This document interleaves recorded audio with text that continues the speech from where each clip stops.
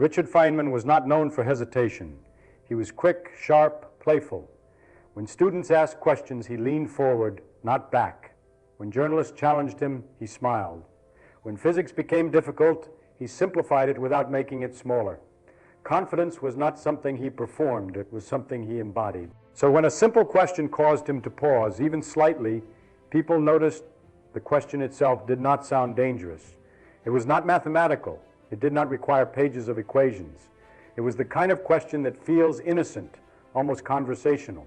The sort of thing someone might ask after a lecture, expecting a crisp explanation, and yet something changed in his expression. There is a difference between not knowing and not wanting to answer. Feynman knew the physics. That was never the issue. The discomfort came from somewhere else.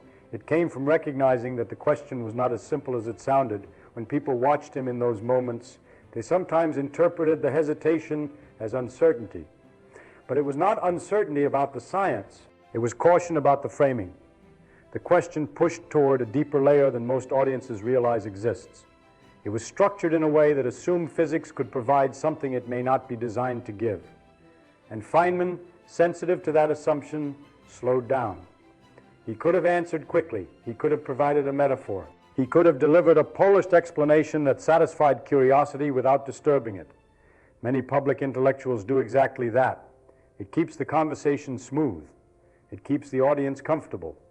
But Feynman was uncomfortable with comfort when it came at the expense of precision. That is what made the moment striking. Here was a physicist who delighted in clarity, who enjoyed breaking down complexity, and yet he resisted moving forward. The resistance was subtle, but it was real. The discomfort did not come from fear. It came from integrity. The question, stripped of its surface simplicity, was asking for something deeper than a mechanism. It was asking for a reason that might not exist in the way people imagine. It was asking not just how the universe behaves, but why it is structured that way at all. And that shift from mechanism to ultimate justification is where many explanations quietly collapse. Feynman understood that if he answered too quickly, he would reinforce a misunderstanding. He would imply that physics can always provide a final layer of explanation in familiar terms.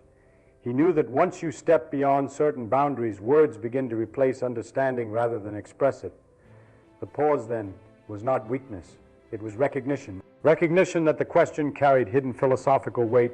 Recognition that answering casually would distort the nature of scientific inquiry. Recognition that some questions require redefining before they can be addressed honestly. From the outside, discomfort looks like doubt. From the inside, it can signal precision. The audience expected a smooth answer. What they encountered instead was friction. And that friction became the real story. Because if someone as intellectually fearless as Feynman hesitated, the reason was not trivial. It suggested that the question was touching something fundamental, something about the limits of explanation itself. That moment of discomfort is where this story truly begins. To understand why the question unsettled him, you have to look at its structure, not its wording. On the surface, it sounded like a standard why question. Why does nature behave this way? Why do these laws exist? Why must this phenomenon occur at all? The words were simple, almost naive, but simplicity can hide depth. Most people use why without noticing that it has multiple meanings. Sometimes why asks for a mechanism. Why does a ball fall? Because gravity pulls it. Why does a wire heat up? Because electrical resistance converts energy into heat. These are operational answers. They describe processes within an established framework. But other times, why asks for something far more ambitious. Why does gravity exist at all? Why do the laws of physics have this particular form instead of another? Why is there something rather than nothing? That second category is not about mechanisms. It is about ultimate justification. The discomfort begins when those two categories are blurred together. When someone asked Feynman why a fundamental law works the way it does, they were often expecting a deeper reduction, a more familiar story underneath the equations. They assumed that every answer could be broken down into something simpler, something intuitive. But fundamental laws are, by definition, the bottom layer of the current framework. They are not derived from simpler principles within the same system. They are the principles. Asking why a fundamental law exists in ultimate terms is like asking why the rules of chess are what they are. You can explain how they operate, you can show how they interact, but at some point The answer becomes because those are the rules. Physics, at its core, describes consistent patterns observed in nature. It builds mathematical structures that match reality with extraordinary accuracy. But those structures do not come with built-in reasons for their own existence. The question that made Feynman uncomfortable was demanding that final reason. And that demand carries an assumption that reality must be explainable in human terms all the way down, that there must be a final layer where everything feels inevitable and intuitively necessary. But physics does not promise inevitability. It promises consistency. This is where the tension sharpens. If someone asks why magnets attract, physics can describe electromagnetic fields and quantum interactions. But if they then ask why those fields exist in the first place, the explanation does not descend further within the same framework. At that point, the question has crossed from scientific description into metaphysical territory. Feynman recognized that crossing instantly. He understood that answering casually would imply more certainty than science can legitimately claim. He could describe the equation. He could show how predictions match experiment, but he could not provide an ultimate narrative about why the universe chose those equations. And pretending otherwise would blur the boundary between knowledge and speculation. The real issue then was not the content of the question. It was its expectation. It expected physics to satisfy a philosophical hunger. The discomfort came from knowing that the honest answer might sound incomplete. It might feel unsatisfying. It might even disappoint. But honesty requires acknowledging when a question exceeds the scope of the framework being used to answer it. The moment you recognize the layered nature of why, the discomfort becomes clearer. The question was not shallow, it was too deep. And depth, when it pushes beyond method, forces restraint. Feynman was not uncomfortable with ignorance. He was uncomfortable with pretending certainty where none exists. Feynman was not afraid of not knowing. That may sound simple, but it is rare, especially for someone in his position.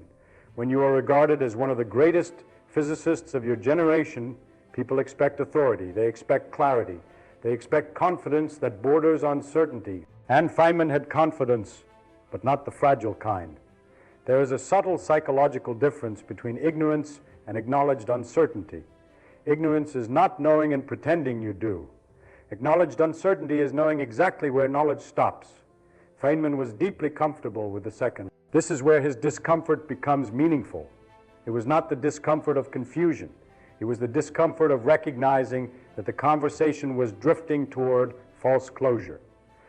Human beings crave closure. We prefer a tidy explanation over an honest boundary. If an answer feels incomplete, we instinctively push further.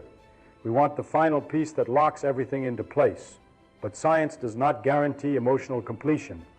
Feynman often emphasized that uncertainty is not a weakness in science. It is its strength. The willingness to say, I don't know, keeps inquiry alive. The moment you claim certainty beyond evidence, curiosity stops. And when curiosity stops, discovery stops. The question that made him uncomfortable was dangerous precisely because it invited overreach.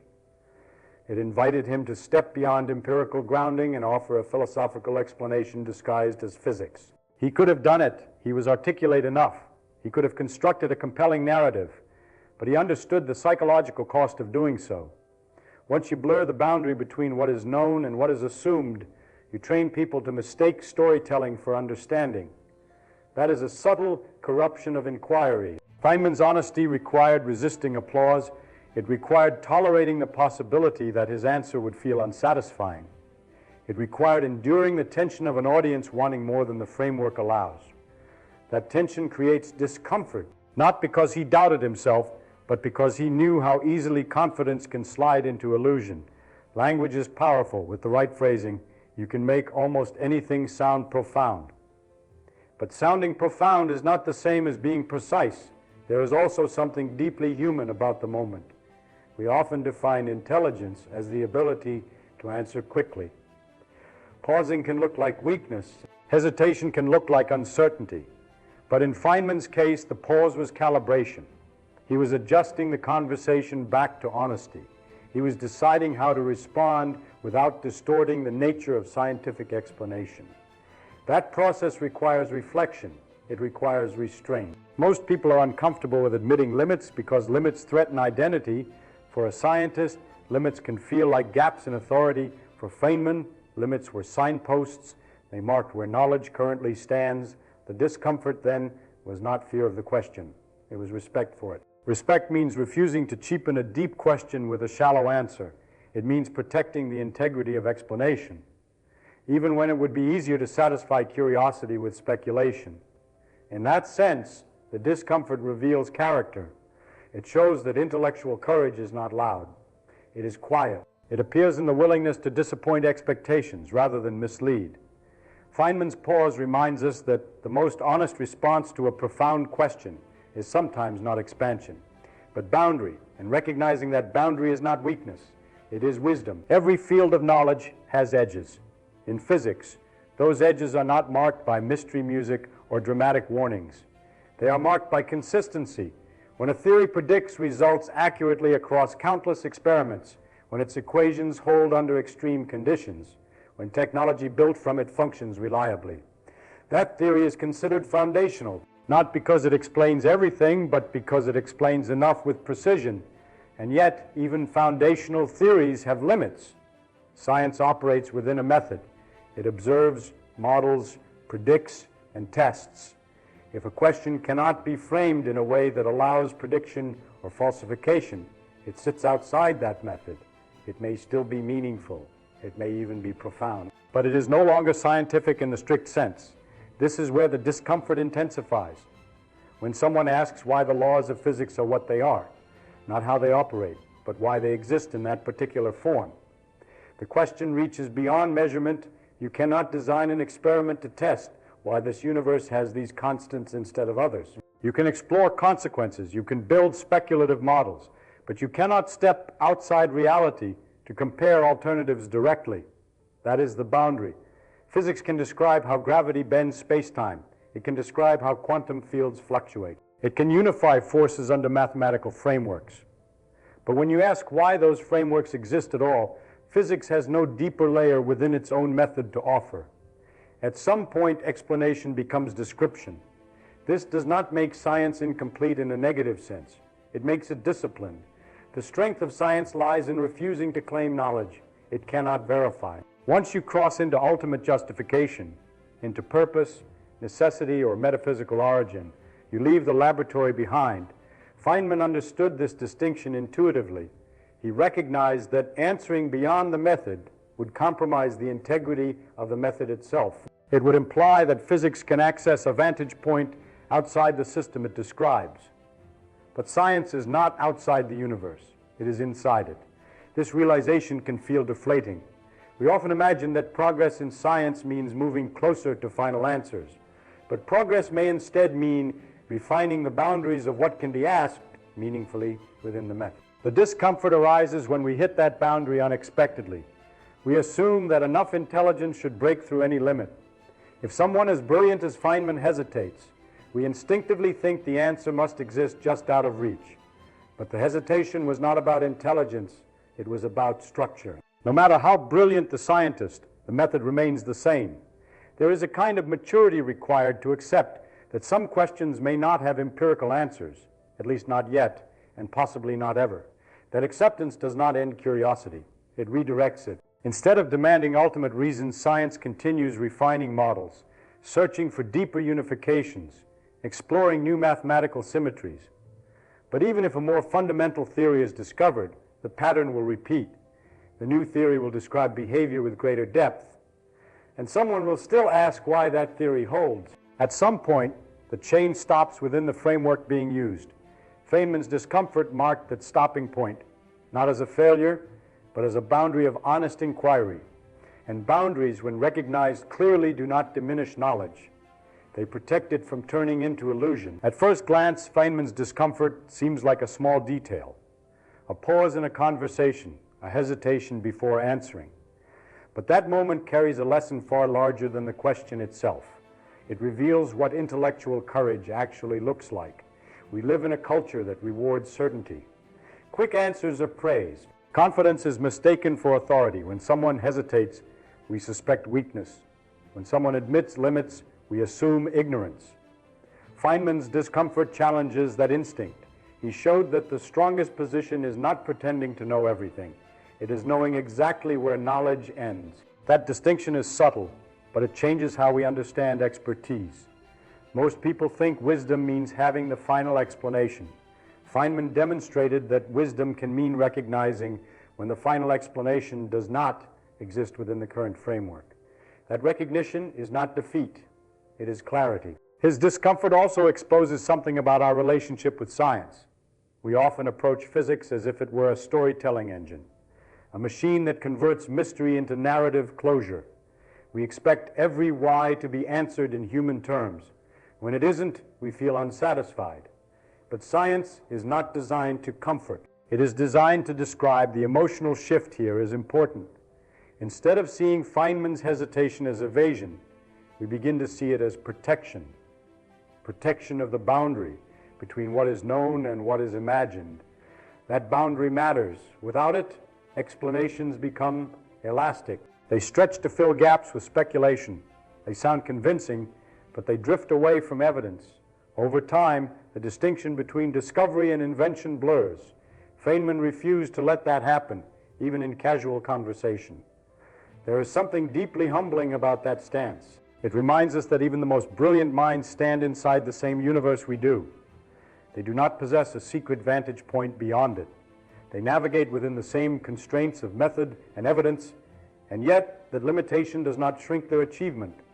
It enlarges it, because working within limits and still uncovering extraordinary truths is far more impressive than claiming answers beyond reach.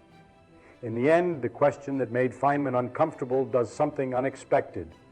It shifts attention from the content of the answer to the character of the thinker. It reveals that intellectual integrity is not loud. It appears in restraint. It appears in hesitation.